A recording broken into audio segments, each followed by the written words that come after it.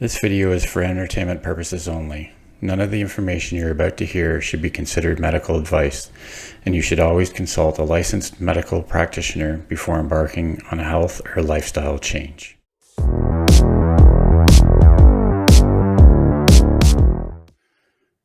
Okay, so this week we're on with Michelle. So you go by Keto Mama Michelle on YouTube. You're also on Instagram under the same name. Yep. They also have a Facebook group, which is just Keto Mama. Okay.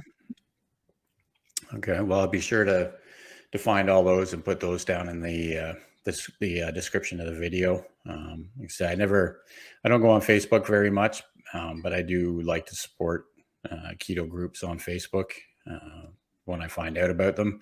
Like I say, I'm on there maybe once a week anymore. So the Instagram was sort of my place to hang out at one point, but here we are on YouTube.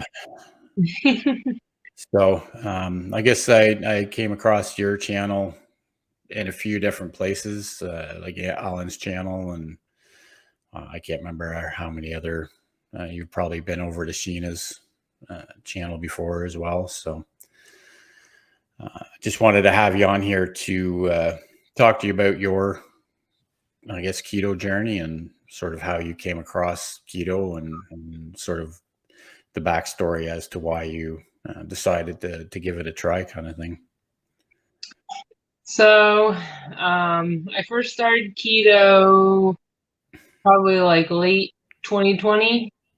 After the pandemic, we had been sitting at home eating. I had the baby, and I was kind of like in a mode where, it was like, eat until, the world's going to end or something like that. I don't know.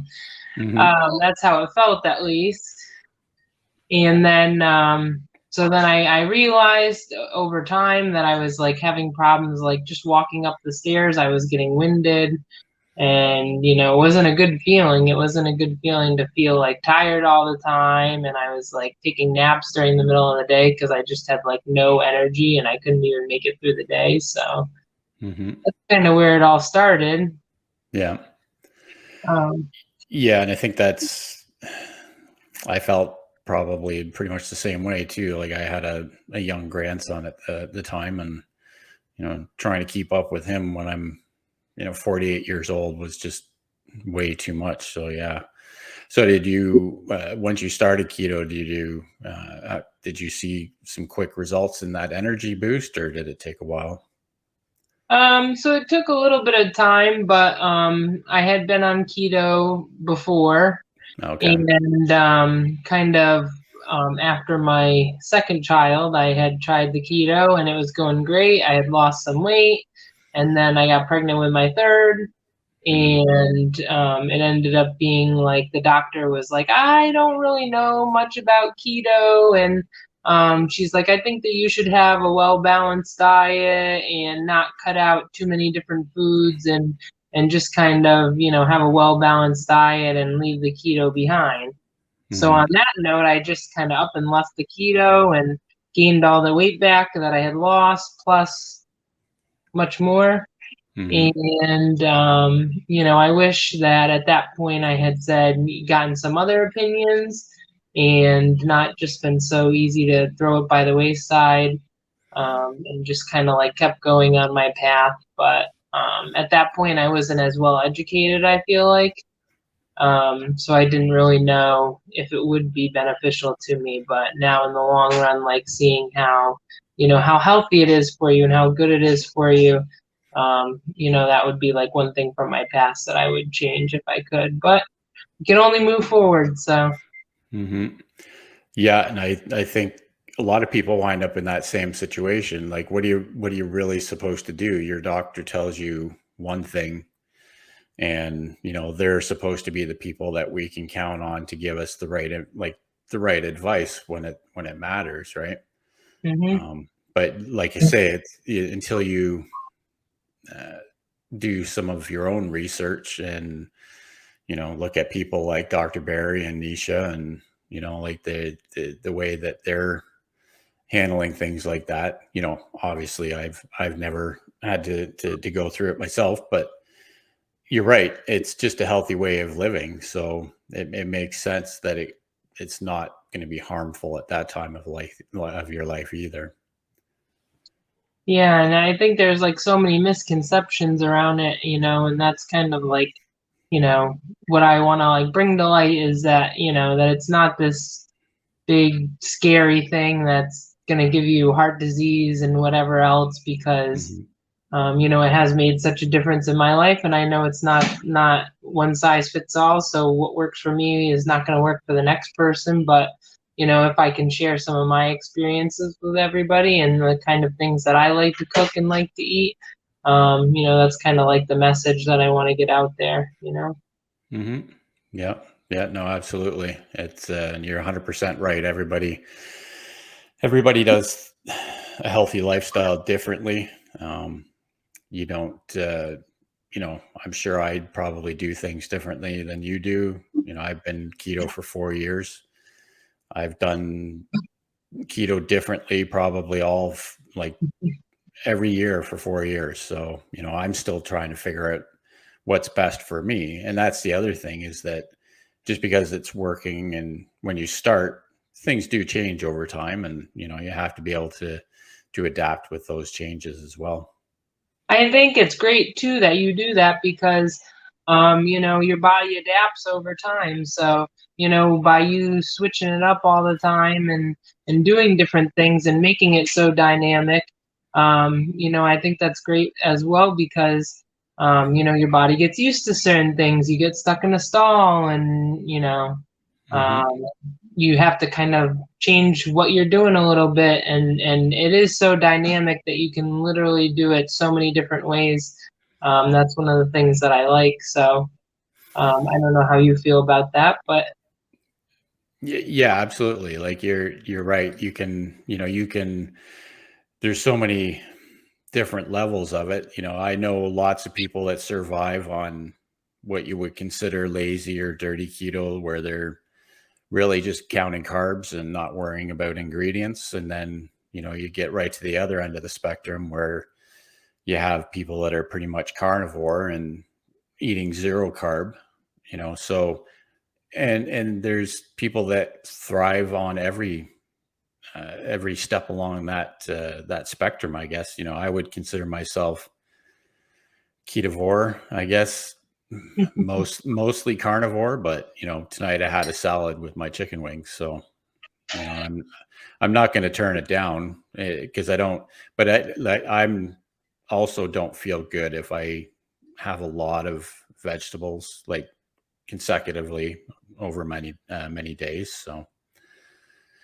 yeah, and I think that that's like one of the things is like, I watch a lot of Thomas DeLauer, and he says that like you eat until you meet that protein need, and also like when you're eating the protein, it's better at helping you to like burn the fat and build muscle. Mhm. So I tend to eat more towards the meat side. I don't focus as much on like the fats because I know that like when you first get into it, you get this, you get on the tracker and there's this huge fat goal, and you're like, oh my gosh, how am I ever going to eat that much fat? So I tend not to really track my fat as much. Mhm. And I tend to try to lean more towards proteins and veggies. I do like, I love salads. I used to be like, salad every day, but I've really come around to like really appreciating different kinds of salads and like spicing it up and making it unique.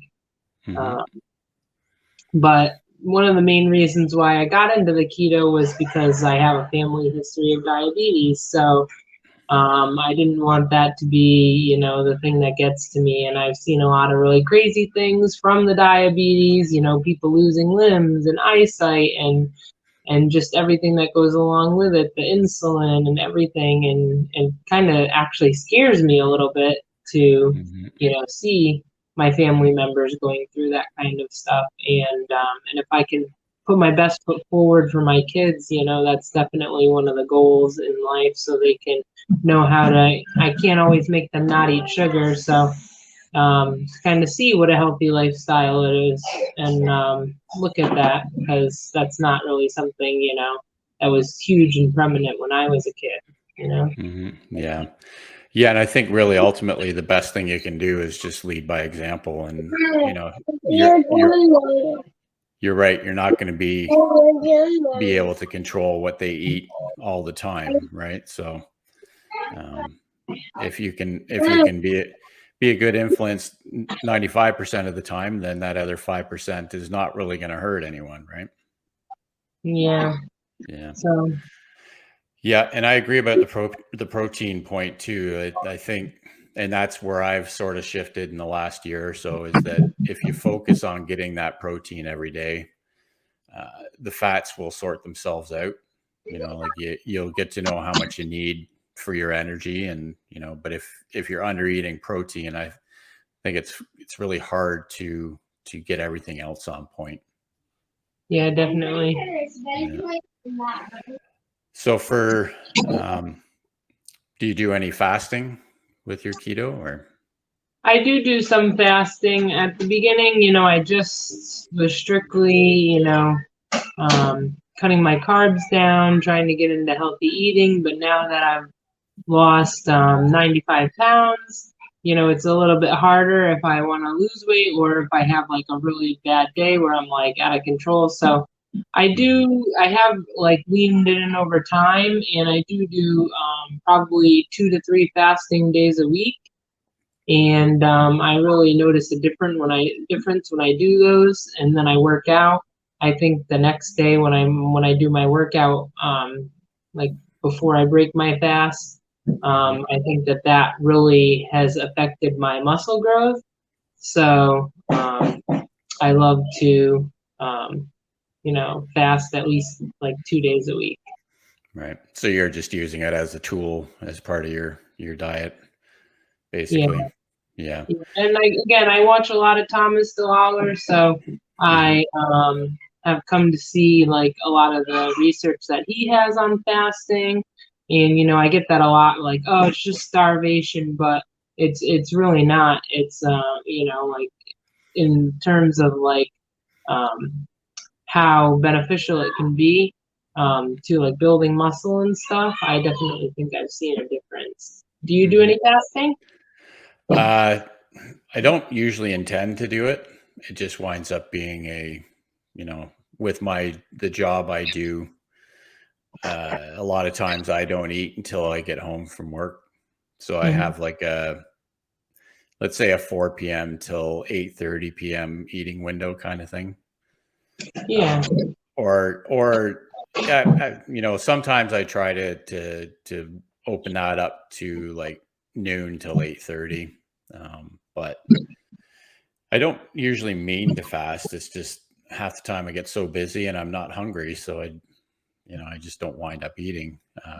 Which I did find in the sort of second and third year of doing keto, it turned into too much. Like I was only ever doing one meal a day, and I could never get enough calories in that one meal. So I've had to try and specifically focus on eating more during the day. Nice. And I think it's important too to like listen to your body too. You know, when you're doing the fasting, like, you know, if you like you said you felt like you were being deprived and that you weren't getting enough nutrients in or whatever the case may be, like your body will definitely tell you where it needs to go. So I think like getting in touch with your body and listening to like hunger cues and stuff like that is definitely like really important when you start fasting. So Yeah. Yeah, and you're right. It is, and I try to tell a lot, try and or sort of make this point that when people are starting keto or any lifestyle change, even like if you've been living like a standard diet most of your life, just trying to learn what it actually is to be hungry or full is really hard for a lot of people. Like if you know what it's truly like to be hungry and what it's like to be full, then you can start listening to your body and make those choices that are right for you. yeah, definitely. Yeah. So you mentioned working out, has that been a big part of your journey as well? So, like I mentioned before, when I first started, it wasn't a part of my diet. It wasn't a part of my regimen at all. I first started with the diet piece, and then after I lost like maybe 15 pounds or so, then I started working the workouts into my lifestyle. I was like nervous about going to the gym, and I didn't feel comfortable like with my body and with working out, and I thought people would like look at me. And so I started out like going for walks on the bike path, and then eventually that turned into like a brisk jog. And then eventually over time I was able to head back to the gym. I started out, I work out to another fellow YouTuber, Sydney Cummings. She's a lot bigger now. She has like her own apparel and everything, but she has workouts that are tailored to every day. One day is like arms and abs. The next day might be legs and glutes. Might be cardio. It might be HIIT. It might be EMOM. It might be all different kinds of workouts. So, and then there's different times. There's ones that involve equipment, ones that don't involve equipment. So, there's really, even if you don't follow her workouts like day to day, she has playlists with different areas if that's what you need to work on in different times. And if you don't feel like going to the gym, she has a whole playlist of like non-equipment workouts. So, I find that really helpful. So I started that at home. And then eventually, once I felt confident in my ability to work out, then I eventually took it into the gym. And that's been really helpful because it gives me that time to just focus on working out, because sometimes it can be a little bit skewed, when things are going crazy at home, and you've got 3 kids running around trying to jump on your back and this and that and the other thing. So yeah, no, I think that makes a lot of sense. If you are, I've gone to the gym before. It's not really something that I enjoy doing, but I think if someone's sort of self-conscious about going to the gym, you're right. There's a ton of content out there that can help you get started at home so that you can get used to it. And I think a lot of people shy away from the gym because they don't know what they're doing there. They don't want to look like they're lost when they go to the gym. So if you start and you learn at home, then you can, like you say, you can get that confidence so that when you do go into a gym, you feel better about what you're doing there, I guess. Yeah, definitely. And I think that's like the case, and now I have my Bluetooth headphones, so I just sync those up to my phone. I put my phone on my workout, and she'll give you like tips for if you need something done in an easier way, or if you need a more advanced modification to the exercise. So I find that really helpful. And then I'm not just like walking around the gym like, what am I doing? And I only have, since I have 3 kids, time is of the essence. So it gives me that if I have 30 minutes, I'm like, okay, I know I have enough time to stretch and cool down and get like a really good workout in. And it really utilizes, the other day I did a leg HIIT workout with a little bit of cardio in it. And, I was only at the gym for 40 minutes, but, I'm feeling it today. That was on Saturday, and now it's Monday, so I'm really feeling it today. But, I feel so good after I work out, so now I don't see like how I can go back to like not working out at all. So I hope that a lot of people will just keep on pushing through that awkward phase of, not knowing what you're doing and, trying to figure it out and feeling more confident and having a lot of those non-scale victories, I think is a very big key in the whole thing. Yeah, absolutely. Yeah, those non-scale victories, if you can stick with this long enough to get to that point, I think that's when it really changes your life. because everyone likes to see the scale drop. Like it's something that everyone wants to see, but it's not always going to go the way you want it, because there's always going to be those ups and downs in there too. Yeah, definitely. Do you have like a set workout regimen that you do? Do you have a certain time that you like to work out, or? Yeah, I don't really work out so much. I do, like, with my job, I walk 10, 15,000 steps a day, and I'm up and down ladders and lifting heavy things all day. So I've never really gotten into a workout routine per se. I've got like resistance bands that I use once in a while, but really when I'm not at work. Sorry. It's all right. When I'm not at work, I'm usually at home building something too, or so I've found that so far, at least, what I do day to day has kept me active enough that I haven't got into working out. I think I'd like to get into something a little more structured. I just haven't put aside the time that I need to do it yet.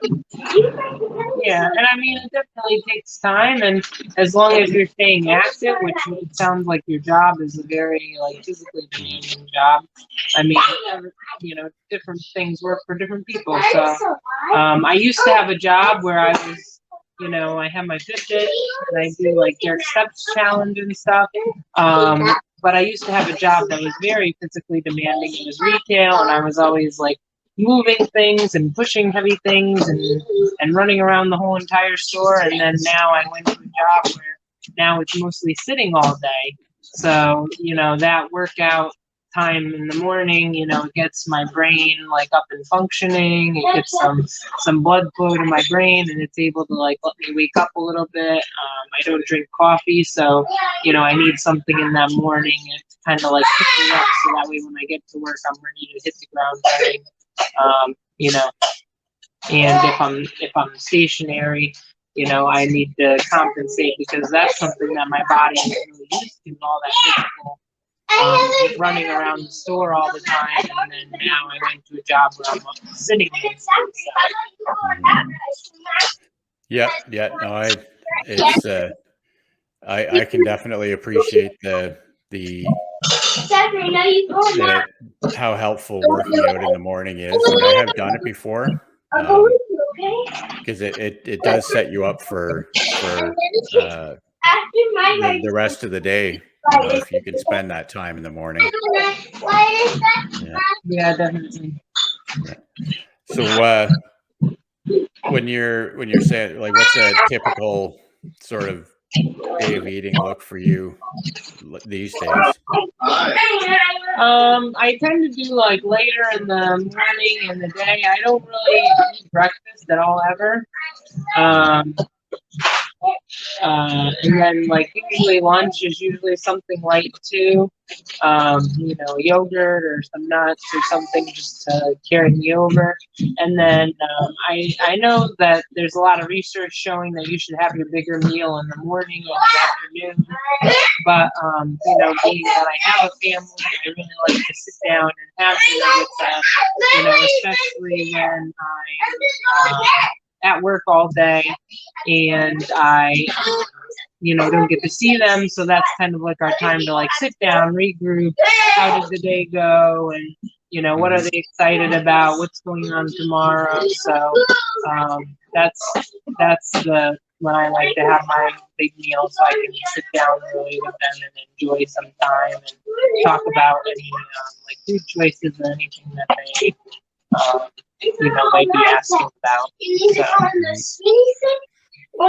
Yeah. No, I've heard about that research about having your bigger meal sort of earlier in the day, or trying to, push that bigger meal up earlier in the day. I can see how it would make a difference, but I haven't gotten around to actually trying it. So I can't say if it would work for me, but what does a typical day of eating look like for you? well, like I say, usually if I'm gonna like, I'm the same way with breakfast. I never eat anything in the morning. If I'm gonna eat lunch, typically it's just protein. It's like ground beef and eggs, maybe. And then, dinner is anywhere between like 4 and 6 p.m. It's just me and my wife here. So we're kind of an after work kind of meal. And it's usually all it is I'll make a protein that we both have. And then a lot of times we'll make something else that my wife's going to have with it.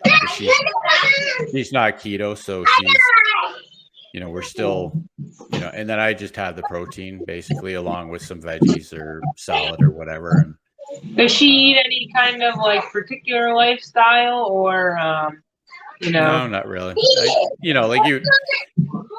She doesn't restrict carbs necessarily, but just by default, the way that, I eat a lot of the times that she doesn't, because a lot of times I would always have rice or potatoes or any of that before keto. So we are always having that kind of starch with our meals. Yeah, that's kind of how we were before too, and still a little bit now.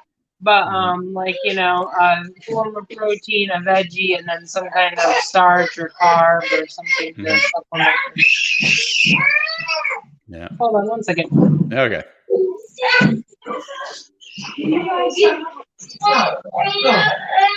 Please.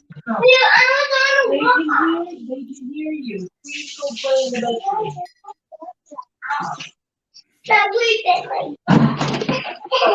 Sorry about that. That's all right. Yeah, it's all part of life. Yeah. Yeah. Okay. Well, I won't take up too much of your time. There is one question that I like to ask sort of at the end of every interview like this, and I just to help other people is sort of what kind of advice would you give people that are just starting out if they're trying to start a keto lifestyle? If there's something that you wish you knew back when you started that you could say is a good idea for people to know about. Well, one thing would be like definitely use some kind of app when you first start out, because when I first started, I was like eating bananas like they were going out of style, and then I had to like recalculate that when I figured out just about how many carbs were in a banana. It was still a lot healthier than the Ben and Jerry's and the other junk that I was eating, but it's learning what's in the carbs, what's in the food for carbs is very helpful. So that way, if eventually you get into a rhythm and you don't want to track, then that's fine. But I would say for the first period of time where you're really getting into it, definitely download like Carb Manager. That's my app that I use, and even now, like if I'm trying to see how many carbs are in food, then it really helps me. Or if I am like way off and I find it really hard to get back on track, sometimes tracking, makes a huge difference. So that would be one piece of advice. My other piece of advice would be like, don't give up. A lot of people are going to say a lot of things, and they're going to try to discourage you probably, and whatever. Just don't give up, stay the course. I think I've had just about everybody, telling me that at some point or another that it's not going to work out either for the long term, or that it's not healthy for me, or that I'm not doing it right, or that, something's going to go wrong because I'm not getting certain nutrients. Like, consult your doctor definitely, but don't let anyone tell you that you can't do it, because now it's been 2 years and I've been doing the keto, and now a lot of people have really come around. I think there was a story on the news about like eating just fruits and veggies and a plant-based diet being really good for you, and like cutting out all the sugar. And some people have told me that, and I'm like, hello, this is what we've been doing for 2 years. And Mhm. and hey, if they have to hear it from another source, that's fine with me. But just don't tear anybody else down around about their journey. And just, if people are not giving you the support you need, there's a lot of people here as a community. And like, we just are all so supportive of each other, and I think that that's a wonderful thing. Like, find the people that are supportive of you and do your thing. And don't, sometimes you have to not focus on the scale victories, and you have to focus on the non-scale victories. And I think coming on here and like sharing your story with other people, if I can ever reach out and help anyone, I would be more than apt to do that. So Yeah, no, that's great. Yeah, and I agree 100%. The tracking is definitely a good tool at first, because a lot of people don't know how many carbs are in certain foods. And you can read a package, but you can't read the ingredients on a banana or something like that, right? So that, and the support piece is, almost one of my number one things too, is trying to find the support that you need with it, because you're right, you will get people that try and tear you down. But there's lots of people out here in this community that can help build you back up and keep you on the path and keep you going. yeah, definitely. And I Yeah. think that's an important part in your journey, and staying the course, and just doing it. Hmm. Yeah, absolutely. Okay, well, we'll wrap this up then. I really do appreciate you coming on here and bringing your story to the show. I'm sure lots of people are going to enjoy it, and hopefully, you can be part of the journey of trying to help one person, if we can, here, stay on the right path to a healthier lifestyle. Well, thank you so much for Yeah, having me. yeah, I enjoyed chatting with you, and yeah, maybe you can come on my channel and I can interview you at some point, and yeah. do like some kind of collaboration. Sure, absolutely. I'd love that.